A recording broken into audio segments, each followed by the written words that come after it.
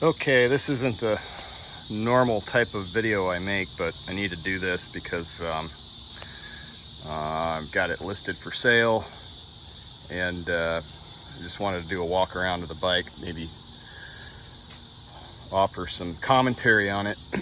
Let's see, the story is I picked this thing up 10 years ago, summer of 2016. I'll start with the tires because that's the first thing I did to it. They still have the nubs on them. If I had a bright light, I could show you the date code, which I'm not seeing anywhere. Probably not good enough light for that to pick up, but you do need to know that these tires are at least 10 years old. It has been kept out of the sun in the garage for the entire time that I've owned it. I personally don't have any trouble running these Shinkos as they are, but I understand that it's accepted practice not to run such old tires. They haven't shown me any trouble so far, but a prospective buyer probably ought to know that. All right, so what we have here is a 1977 Kz650 that I purchased in Utan, Nebraska 10 years ago and rode home to Springfield. I think that's probably right around a 30-mile ride. Took it for another few spins and wasn't really super happy with the way it ran and assumed it was just going to need some TLC. And one day I was out for a pleasure cruise, still trying to get to know it, and it died on me. It was an electrical failure of some kind. I was able to get it back home with help from a passing 20-something-year-old construction type kid whose name I now forget. Helped me load it in the back of a pickup truck and get it here. And then it sat in my garage, covered up in blankets for 9 years with a full tank of gas. So thanks to some buddies at work kind of putting a boot up my butt on it, I decided to get the tank off and get it cleaned out. That was an adventure in and of itself. Do not, and I knew better, by the way, do not park any gas-powered vehicle for that length of time. Anyway, I have relined the tank, so I think the tank is good to go. It's not a perfect relining job. I use the KBS coating system down here and here. Unfortunately, when I got to the step where you continuously rotate the tank to keep the urethane from pooling up and bubbling, I fell asleep literally in the middle of rotating that tank on a hot summer night. But it's fine. It's not bubbled. It's just kind of thick down there. Let's see what else. When I set out to rebuild the carburetors, I discovered that this machine had the wrong carburetors on it. Somebody went to a lot of trouble to make this motorcycle look fast, and had a set of Mikuni VM29 smooth bores on it, which I didn't figure out until I was disassembling them and began to notice differences between the carbs that were on it and the manual that came with the bike. So these carburetors I sourced on eBay. They were in pretty sorry shape, but everything was there, and I rebuilt them. This is not my first rodeo. Kind of knew what I was doing. It's been a minute, but got them rebuilt. They are vacuum synced, by the way. This thing runs like a top. I'm real proud of the tune I managed to put on it. I had to source a stock airbox for it because obviously, well, not obviously, but of course the thing had pods on it, which I personally despise pods. If you have any intention of chopping this motorcycle up into a cafe racer, please do not contact me. I've gone to a lot of trouble to keep it and get it back to closer to stock. Obviously, this paint job is not original. I do have a tail housing, a tail fairing that I believe is the original color in pinstriping. Somebody really wished they had a Kz650, so they painted it like that. I think this would be the paint job you'd find on a 78 Kz650, I'm not sure. Okay, so I talked about the carburetors freshly rebuilt. I also, it's got the original points on it. Does not have an aftermarket upgraded electronic ignition. That's certainly something a guy could think about, but these points and condensers are still in really good shape. I did set the gap, and I did time the ignition with a timing light. Oh, and it's got new ignition coils on it up inside there. The old ones were blowing the main ignition fuse. One of them was. The potting was starting to leak out, and very intermittently it would blow a fuse. So I replaced the ignition coils, and I'll be darned if they don't give a little bit fatter of a spark, even though they're the correct spec and all that. So it starts pretty easy now. What else? Oh gosh, what else did I do to this thing? Quite a bit, but that pretty much covers the engine side of things. Obviously, it has an aftermarket 4-in-1 exhaust, which I think is pretty decent. I mean, you can see we're starting to get some rust in places, definitely along the tops of the pipes down there where I can't get to them without taking the exhaust completely off, which I haven't done yet, nor do I intend to. But I've gone after it with quadruple aught steel wool, and ooh, I've never noticed that before. Oh, looks like a little dent slash scrape. Definitely not visible from standing position. We got a couple holes back here in the slip-on. I can't hear them. And I believe this is a Kirker exhaust because I believe it says it on this band clamp somewhere. So that's what makes me think the entire exhaust is Kirker. Let's see, it's got a new front master cylinder. The brake pads are still pretty thick. New speedo cable. No dents in the front fender, can you believe that? And that polishes up really well. Starting to lose some paint off the right side caliper, but that's cosmetic, easily remedied. These are not tubeless tires. There are tubes in here.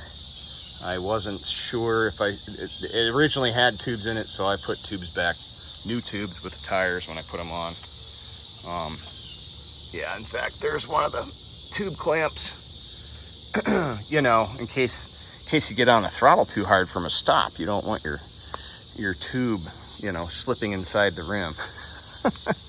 Yeah, somebody put air shocks on this thing, which also polish up pretty nice. I was gonna go back to a typical, you know, standard issue coilover, but I decided I like them. They hold air. Generally have to add a little air every 4 days or so. The chain still seems like it's in good shape. I've been keeping it adjusted.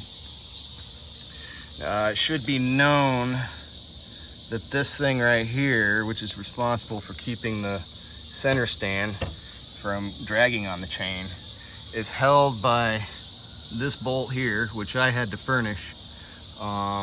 And a captured nut inside this in here, which I also furnished because the old one was completely stripped out, and this thing kept just swinging up.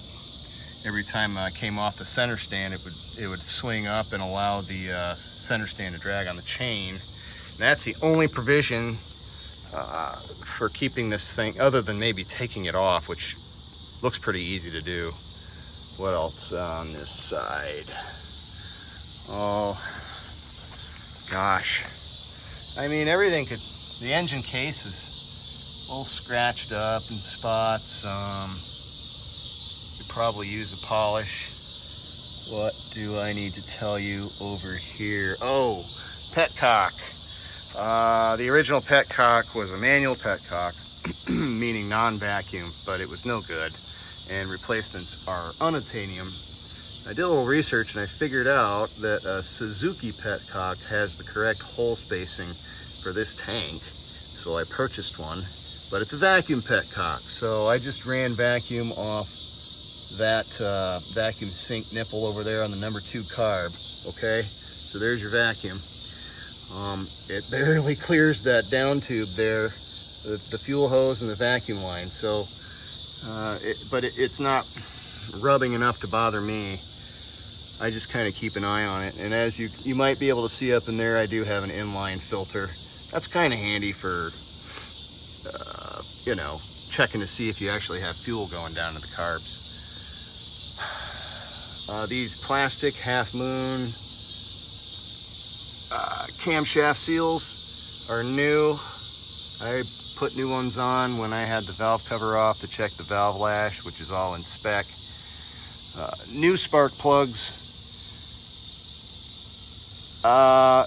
Let's see, the NGK plugs spec'd for this bike. The only type you can get these days are the resistor variety. So that's what I put on it. But these caps, these ignition caps, also had resistors in them. So I modified the caps, removed the resistors. Okay, so that's something a guy ought to know or might be curious about. Let's see, the seat, obviously seen better days. That's just me trying to buy some time with my horrible artwork there, but whatever, at least it's not split open at the moment. And there's been some other repairs made at other times by other people. I'm actually not a huge fan of the aesthetic of this seat, but it sure is comfortable. Let's see if there's anything worth looking at underneath here. Let's see, yeah, air filter's new. I put a new one in. Actually, no, that's the air filter that came with the air box. It was really good shape, so I just kept using it. I do have a new air filter for it too. Brand new battery. I've been through the harness just about everywhere I can get to it, and everything looks good. I've disconnected things and put them back together to kind of clean up any oxidation anywhere. I don't know what else to show you in here. Repaired this with hot staples. That was broken. Yeah, you still got the original regulator rectifier. I think it's original anyway. Anyway, that's all still working fine. Charging system works fine. Funny story, there used to be some kind of an aftermarket ignition module bolted to the top of the fender here. I don't think they left any lasting damage, except for possibly that hole there. I'm not sure what that would have originally been for. This fender cleans up really nice too. Don't think there's any dents in it, with the possible exception of, it shows up better in the camera, but right here, there's a possible ding or dent. But I just came back from about a 30-mile ride, so this thing's looking a little bit scuzzy. I put the luggage rack on it. That was an eBay find. I still have the grab rails that go from here to here. If you'd rather have those, you can put them back on, but you can't have both. And I like the utility of a luggage rack, even though I haven't strapped anything to it yet. Both the gauges work. I don't know how accurate that total mileage is, because when I got it, the speedo cable was broken, and who knows how long it had been broken. Prior to me licensing this thing 2 months ago, the last time it had tags on it was, I believe, 1986. This deal here, somebody had a cigarette lighter mounted to, and I've kind of decided to leave it there because I'm sort of kicking around the idea of maybe sticking a ram mount on it or something. Original sealed beam headlight has not been upgraded to halogen yet. Let's see. Oh, the starter button disappeared somewhere along the lines. So I have had this kill switch all apart, cleaned it all up in there, and replaced that button, spring, and pintle, or whatever you want to call the intermediate electrical contact. I decided to leave the poor man's cruise control on here. It's kind of nice to be able to throttle it up a little bit and lock that while you're putting your helmet and your gloves on.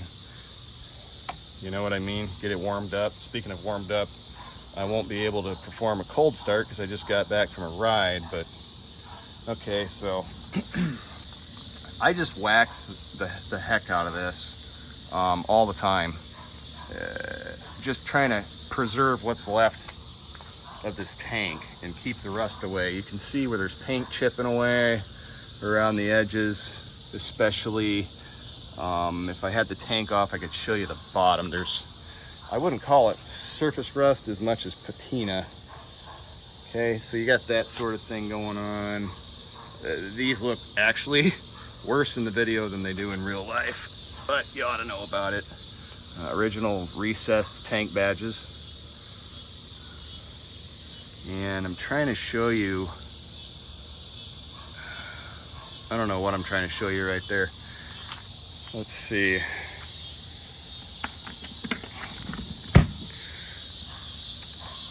Oh. I don't know if there's anything to see on the other side. You know, you got your... Yeah, it looks good going down the road, and you back up a few feet, it's less obvious. I don't know what else to say. Pop this side cover off for you, maybe. Oh. Somebody replaced the fuses with self-resetting circuit breakers once upon a time. I was in here checking all the contacts and everything. I forgot to run a zip tie. Somebody had a zip tie run around these to keep them from popping out like they just did. Rear master cylinder, got a very slow leak. I topped it off. Okay, it hasn't gone down at all yet this summer, but it was empty when I got to it. Oh, I need to take this off. There was one of these on the front as well.